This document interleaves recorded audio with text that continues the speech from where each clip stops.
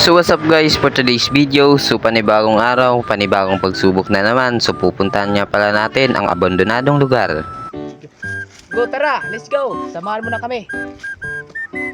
So, dito na kami sa sa taas. So, tapos guys, ito pa yung lalagyan namin ng huhuli namin ngayong gabi. Ito. At saka sundang, alam mo naman. Okay, bye-bye.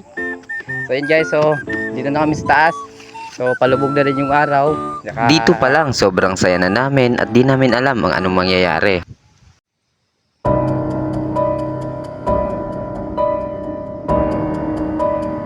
So yun guys, magsisimula na kami. So, kasi wala na, palubog na yung araw. So, nag-start na kami. At dito pa lang sa paglalakad namin is binibigyan na kami ng warning na kung saan nangingilabot yung mga balahibo namin na kung anong mangyayari sa amin dito.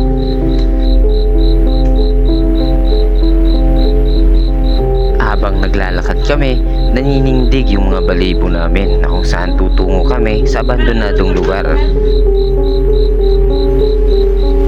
At habang ako'y nakatalikod at merong nagbato sa akin at di ko yung makita kung ano yun. Habang sinuzoom ko yung camera ko at pinaplastatan ko yung lugar, ito ay palayo.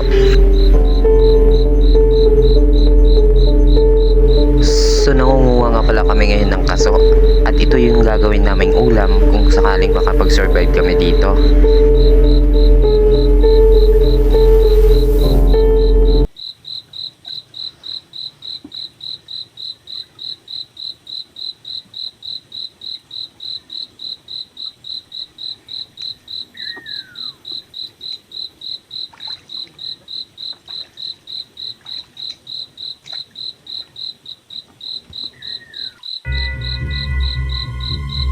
Habang lumalayo na kami sa lugar na pinanggalingan namin at dito namin natutunghayan na mayroong lumalapit sa amin.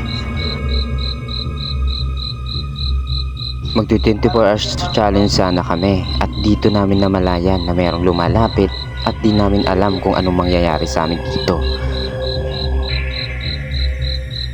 At dito naghahanap na ako ng gamit ko na kung saan wala nga pala akong dalang armas.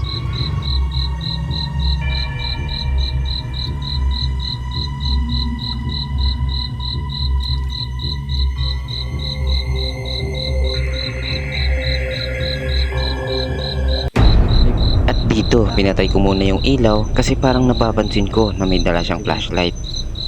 Di namin alam kung sino tong tao pa to o hayop na kung lumalapit sa amin. So, sobrang dilim. So, papagal natin yung flashlight. So, maya so 8. Kailangan na natin bumatsi.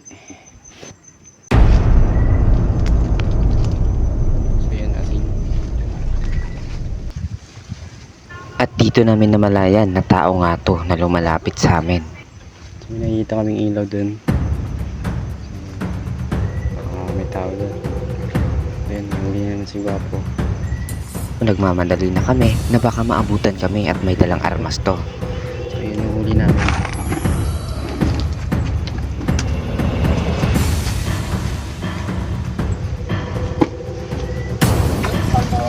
Ayan. So, let's go. Ba natin yung nangyayari dito.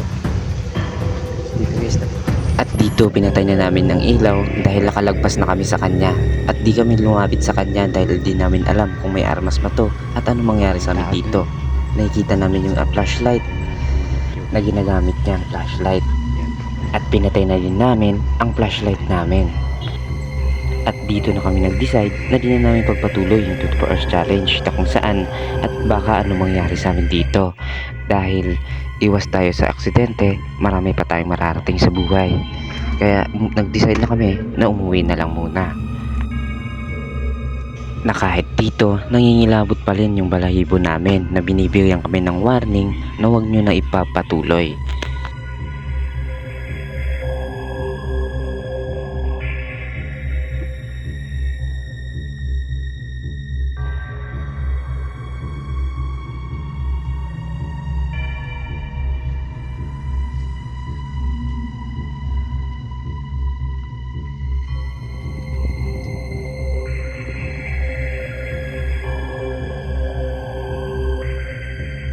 today's video. So thank you sa lahat ng sumusuporta sa amin. So yun lang, naghahanap pa kami ng spot kung saan kami sunod pupunta. So yun lang, so maraming salamat sa mga sumusuporta. Sana di kayo magsawang panoorin kami, kasi may pupuntahan pa kaming lugar na kung saan is marami pang pupuntahan lugar. So yun lang, sana tulungan nyo kami at parehas tayo magtulungan. Bye. What's up guys, nakapulot na kami ng panghanda namin mamaya kasi excited na, nakakagutom na kasi. Ayan, malapit na tayo, pauwi na tayo guys. So may nakita tayo doon, isang fingerprint. Ayan na, pauwi na tayo guys. So malapit na. Tunghayan natin ang kwento ng mga pagsubok natin dito sa Samar.